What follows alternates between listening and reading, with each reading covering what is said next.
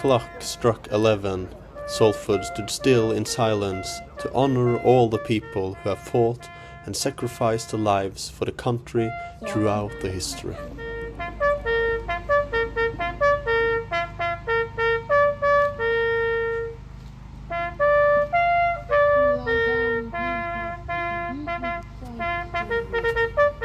"80 years on from the end of the Second World War, the message remains as important as ever.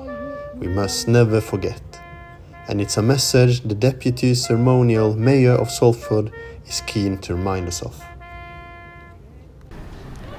It means that we have the opportunity, at least once a year, to remember all those people that died so that we could live, so that we could have freedom, freedom to speak, freedom to pursue our lives. People from the military, the emergency services, local scouts and veterans all took part in the parade, which set off at 10:30 from the old pint pot before making its way to the ceremony at Albert Bentley Place. It's great to see all the people that are here. A lot of the people that attend are part of families, and they've been coming here for generations, and hopefully that gets passed down to their children as well. With conflicts continuing around the world, it's a powerful reminder of why it's so important to keep this tradition alive. Vitally important. It's such a world-shattering event that happened, both the world, any world war, any death in conflict has to be remembered, and it's crucial that everyone remembers that.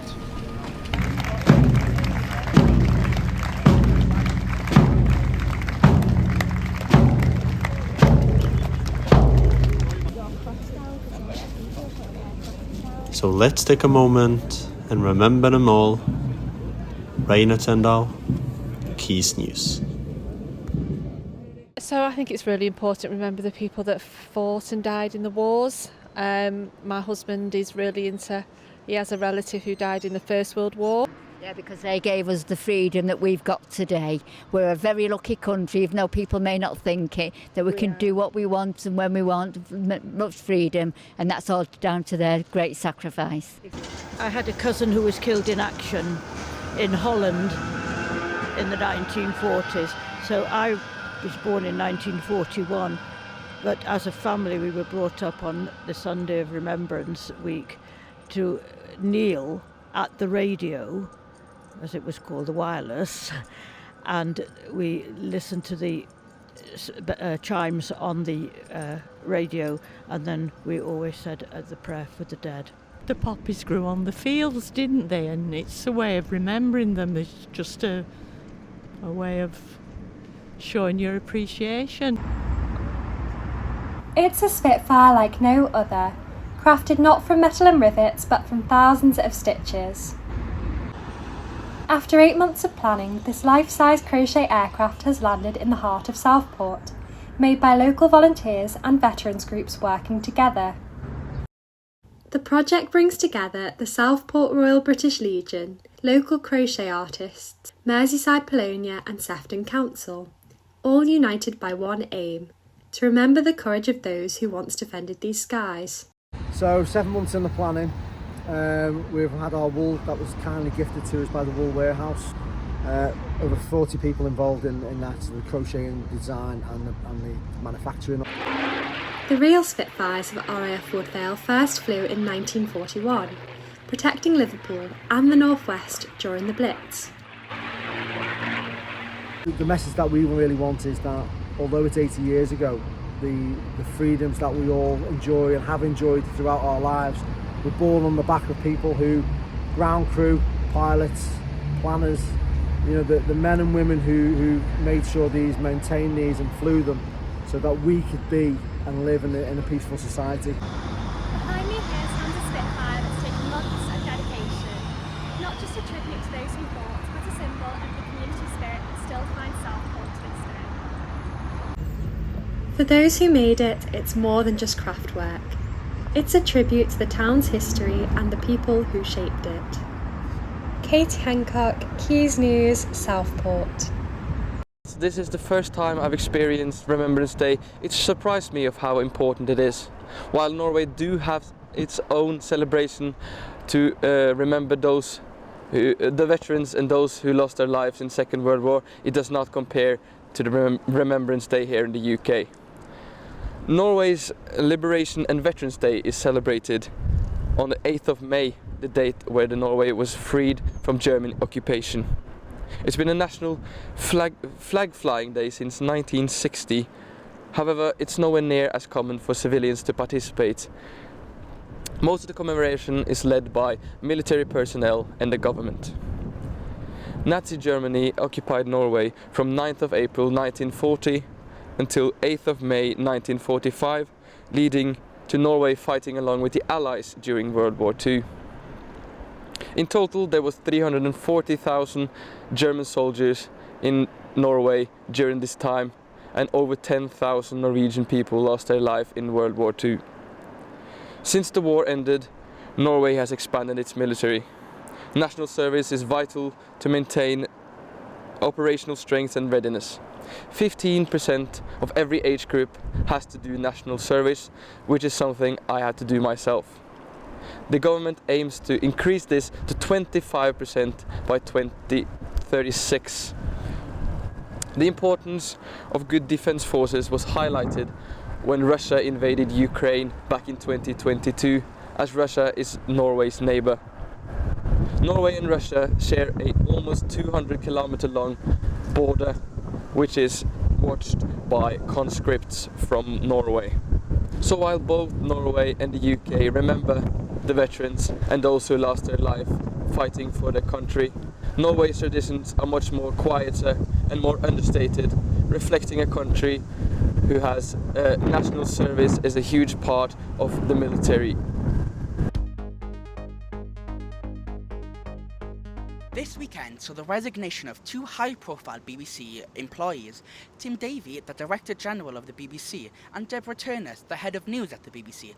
Both resigned after a leaked internal memo was published by The Times, which claimed that the BBC programme Panorama had edited two clips of Donald Trump speaking at the January 6 riots back in 2021 to make him look complicit in the riots. Samir Shah, the BBC chair, will appear in front of a parliamentary committee soon to discuss these findings and to claim that the BBC is not institutionally biased. All three officials have also admitted that there were mistakes made in regard to the programmes, but that the BBC is not biased at all. Donald Trump is now threatening to sue the BBC for $1 billion unless they apologise and appropriately compensate him by Friday. This is not the first time that Trump has sued a media organisation, with him suing both Paramount Global and ABC separately, whilst the two claims were settled for $15 million. Davie was also under a lot of pressure at the time due to the Gaza documentary, which was narrated by the son of a Hamas official, which the BBC claims it did not know. The treatment of trans people and the treatment of Israeli people on the BBC Arabic channel was also under a lot of pressure. The future of the BBC is not in doubt as they look to replace the two high-profile jobs, but the people's trust in the organisation has certainly gone down. Well, there's only one entertainment story worth talking about this week. After the finales of the Great British Bake Off and the Celebrity Traitors aired early this month, the public plans for evening television will not be left empty for too long, as ITV have announced the lineup of this year's I'm a Celebrity, Get Me Out of Here. Residents of Greater Manchester can proudly cheer on their local stars this November from Sunday, as three of Manchester's own are entering the jungle. Emmerdale fans are likely to tune in to see the television actress Lisa Riley from Bury, along with media personality Angry Ginge from Salford, who is predicted to bring a younger viewership to the reality TV show. Likewise, the famous rapper H from Moston will also be joining them in the trials this year.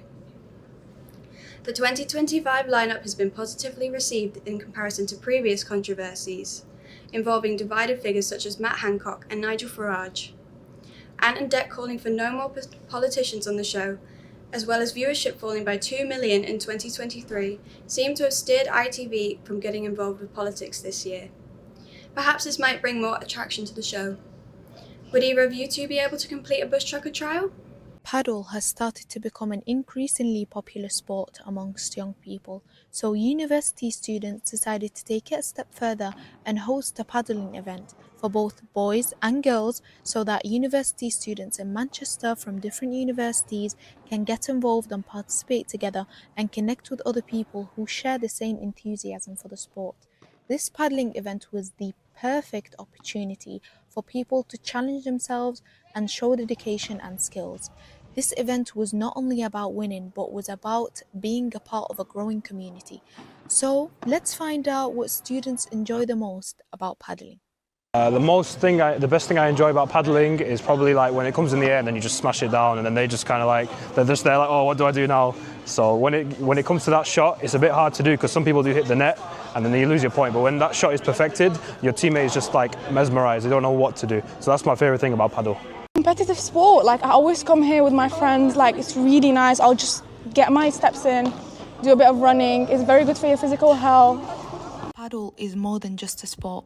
It's an exciting way to stay active, social and energized.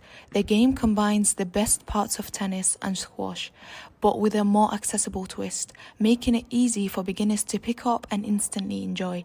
It's fast-paced, fun, and keeps your body moving consistently, improving coordination, balance, and overall fitness without feeling like a workout.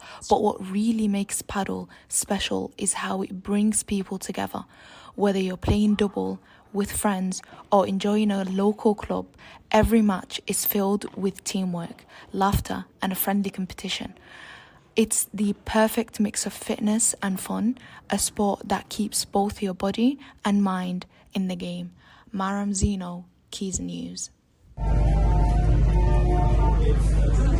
The Manchester Christmas markets are one of the city's biggest events that makes its annual journey to the streets of Manchester every winter season, bringing festivities and joy to the people around during the Christmas period. From small business to food stalls, there is something for everyone to indulge in, like music. So, in 1999, I was only 3 years old, so obviously I didn't start it. My dad started doing vinyl clocks literally out of the actual centre of vinyls.